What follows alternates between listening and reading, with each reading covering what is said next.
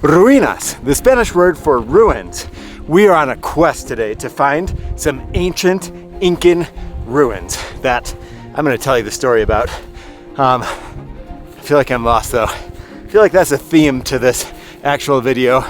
Perdido, el gringo perdido in the Sierras de Ecuador. Oh boy, this is going to be an interesting video. Let's go.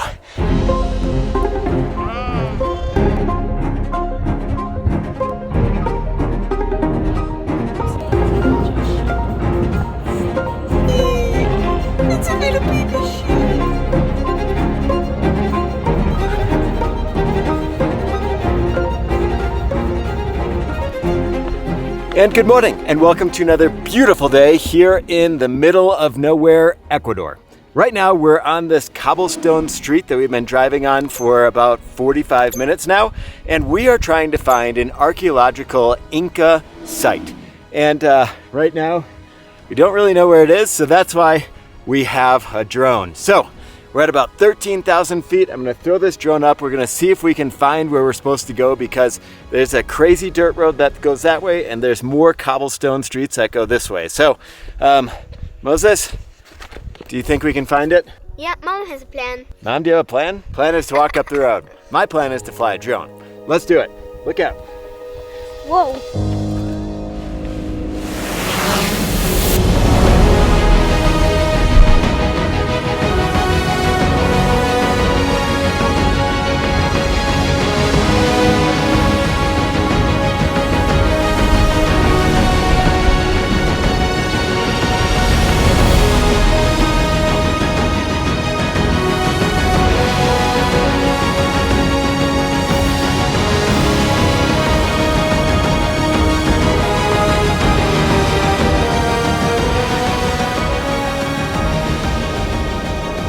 That definitely did not work. I did not see anything anywhere. And well, this is what you typically should be doing in Latin America, not flying a drone, but just walking up this dirt path here and asking the people who live there, where in the world is this fortress from the old, like 1500s, 1400s that the Incas built? Pause the video right there. Right now I'm in the Museum of Cayambe, and here I'm learning from the people who are in charge of this museum, because I've had so many questions after being there yesterday, that this area was not an Inca area. This was actually the native people. They were there around 1300, and the Incas didn't come until about 1450. And then that's where the battles happened for almost 20 years. They say about 17 years they battled.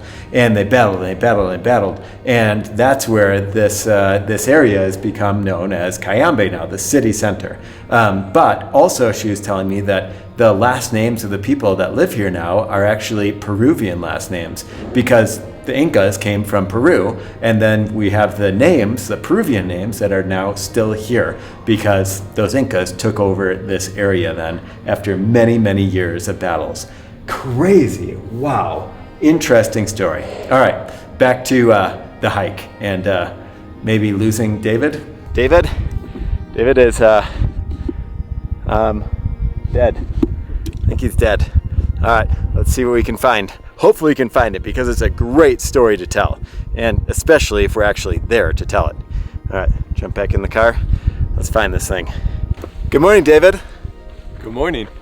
All right, so this was the road to go on. So when all else fails, always just ask for directions. And if you don't know any Spanish at all, learn a little bit so that when you come to cool places like this, that you're able to talk to people and ask them where to go. And my goodness, this is going to be an epic story that, well, anything off a dirt road that you can't drive up is going to be an epic story. And this is definitely one of those. So here we go. I'm already out of breath. 13,000 feet of elevation right now. Here we go up to tell you guys something really, really cool. All right, let's do it. Whew. So the reason that I didn't think that any hiking trails or anything like that was up here is because there's this house here. It's like a blue house that you'll see on the front. If you ever come here, clothes hanging and like two little kids that are so happy that people are here and are hiding from us and riding like a tiny little tandem bike. So cool. And now We're hiking on sheep poop, cow poop, anything that will live up here has pooped here, except David. Unless that's true. All right, let's go find Moses and Elise. They just kept going. Oh boy, here we go. Whew. This is hard work. We are almost there right now, but picture this. Pre-Spanish coming here to what we now know as Ecuador, you have the people from Otavalo who lived here, Cayambe who lived here, you had these indigenous people that lived here, and then you've got the Incas that came. They put forts up, like military bases, all around these areas in the highlands of Ecuador. And honestly, like, the Incas, the people that were here from Cayambe, from Otavalo, those places that lived up here, I just don't know how they would find each other. I mean, hiking up here is insane. With a car, we couldn't find it. But here is one of several military forts that the Incas had as they were trying to take over the indigenous people. And they had it here because you could see out and you could see everything from here. If people were going to attack, you could see them. You could plan for it. And I just don't know how you deal with the inclement weather. I mean, they're up really high, like over 13,000 feet right now as their military base. And yes, you can see everything, but the hail, the storms that might come through here, the cold, I mean, these people were just warriors out here. It's crazy. All right, finally found Moses. There he is. The king of the rock. Okay. This is the biggest rock in the world. So imagine this too. You've got the Incas here, and you've got the volcano Cayambe right here, right behind us. It's beautiful with the snow coming out when the clouds aren't on it. And I mean, you really can see everything, but we're not quite there yet. A typical Latino goes through fences to find really cool things. There he is. We have to go. That way? Yeah. All right, let's go.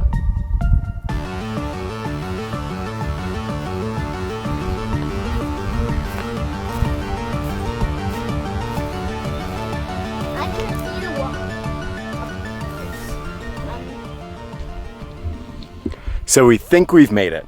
So you can see these rocks and how they're put together. I mean, many, many, many years ago, over 500 years ago, these rocks were put here, and this was the fort. And from here, you can see why they would want it, because out this way, you can see everything. And then when you get to the top, you can see the other side, and I mean, anyone who's going to attack you or anything that you might want to do can be dictated from right here, one of the forts that they had here. And wow. These rocks, I don't know how they got them here, but they are just massive boulders. And I just don't know how you do this. I can't even walk up here, and they're building a place to be right up here. Wow, look how small Moses looks, and he's not even that much higher. That's crazy. This is really cool. And for me, it's really fun to be able to understand the history here in Ecuador. If you're going to live in another country, you better be able to understand a little bit of where the country came from. For the United States, the history is not very long, but I love the history of the United States as well. And here, I mean, this is crazy. Well before the United States was founded, you had people living up here, defending their area or taking over different areas. And I mean, look at this view. It is incredible here. Wow.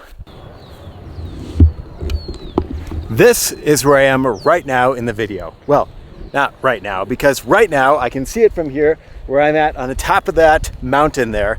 Right now I am on the temple that they would walk all the way here to bring their harvest every year, and then they would also do sacrifices here with young girls, and that's how they would have a blessed harvest and things like that. So right now this was the temple. Hi. I mean, you can see it here, and honestly, like, let me show you the view of Cayambe. From the top of Pambamarca, you can see the entire city, but from here, the temple area where everyone would come, and I'm talking everyone. These are people the Cayambe people that were actually not just here in Cayambe or on top of Pambamarca. They were throughout the entire part of Ecuador, pretty much.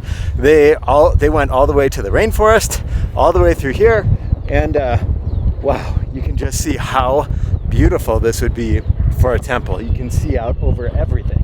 Now you can see out over all of Cayambe, but you can imagine that this would be the place where people would come from thousands and, well, hundreds and hundreds of miles, kilometers, to come here to do the sacrifice and to bring your harvest for the year. What a crazy thing. If you were to excavate this, you could see the pyramid, the place that they would have all of these sacrifices. And wow, it is just so cool to put this story together from up there to down here. And my goodness, look at it now. All right, back to the top of the mountain. So as you climb up, you can just see that there's different terraces that had different maybe stations or places where people would live. So here is the second terrace. If you see these rocks right down here, right below those rocks before, and now they're headed up to the next terrace, and then there's another terrace right back there. Wow. I mean, just the way to have your mind to engineer something like this, to find it one, and then to say, we're going to build something there, and that's going to be the place that we're going to bring our military to, and we're going to defend, and we're going to start from there to take over different places. I mean, that is just insane to me. Wow. All right, let's keep climbing.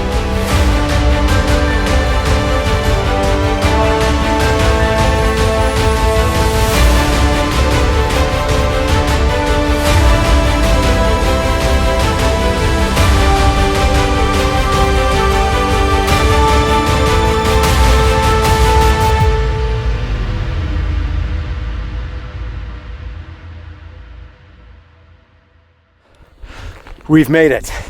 This is where they had their forts. My goodness, if you could just feel, I mean, this is like bigger than our house that we live in right now. This is a huge place to have a fort. And there's not just one, there are several of them here. And you can see, I mean, some holes here, everything is really well preserved, which is really cool, just because this is a part of the history here. And then you have the walls that are still intact, which is incredible. And then you not only have this one, but you also have several that are right back here, and it just keeps going. Wow. I mean, from the drone, you can see this even better. But how incredible is this, that this is still preserved and a piece of Ecuadorian history, even though maybe it's not the best history technically, but it's a part of the history nonetheless. Wow. So we've run into a little bit of a problem in that David is like a little mountain goat, a big mountain goat that goes up the mountain, and then you just kind of lose him. So we're trying to find out where he went. Apparently there's more ruins way up the top of the mountain back there, and he is mountain goating it up there. We're trying to call him, trying to figure out if he made it to the top, where he's at, and we're trying to take a family picture too. That Moses doesn't know how to smile. Moses, there's a smile. Oh, he does know how to smile. It took us like half an hour, but we got there. Moses is going to be a good memory for you to watch this video back when you're like 30 and be like, oh, I didn't know how to smile, and I learned how to smile on this trip. Whoa. All right, here we go. Up again. Let's see if David let's see if David can be found. So we have good news. Our gazelle David is coming down, but bad news is these clouds are moving in, and we have about an hour of a car ride to get back, and if it rains, that's going to be real tough on these cobblestone streets. So, Moses, we got to get back quickly. You ready? What? Yeah. David, you made it back. You're alive. I made it. Woohoo! Woohoo! Were you dead? Where were you? I was all the way up there, past the clouds. You can't see it, but I made it to the top. That's what they all say. I was all the way up there, past the clouds. Yeah, 5 kilometers more. Good to have you back. Now let's try and get down before the rain hits so that we can get our car. We have like a Hyundai Tucson that is not for these roads, down this mountain. All right, let's go. So who would have thought though that you could find this trail and come all the way up here? Well, now I'll help you out. I'll leave a Google pin so that you know on Google Maps where to go. And now if you watch this video, you can kind of see what the trail looks like, especially from the drone. And then you can kind of see where we're walking. Like this is exactly the right place to be walking. It is actually fairly well marked, but you have to go behind the blue house to start it. And then these are kind of the Latin America trails. They kind of just look like this, and you have to ask for directions to get here. And if you are not in the mood to ask for directions and you think this is too ambitious of a trek for you to do, well, I'm glad that you can live vicariously through my videos.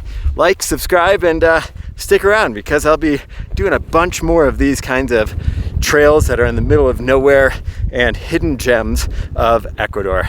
So exciting. All right, let's hopefully our car is still there. You just never know when you park on the side of a dirt road if your car's still gonna be there when you're done. If it's not, we're gonna meet some really cool people around here.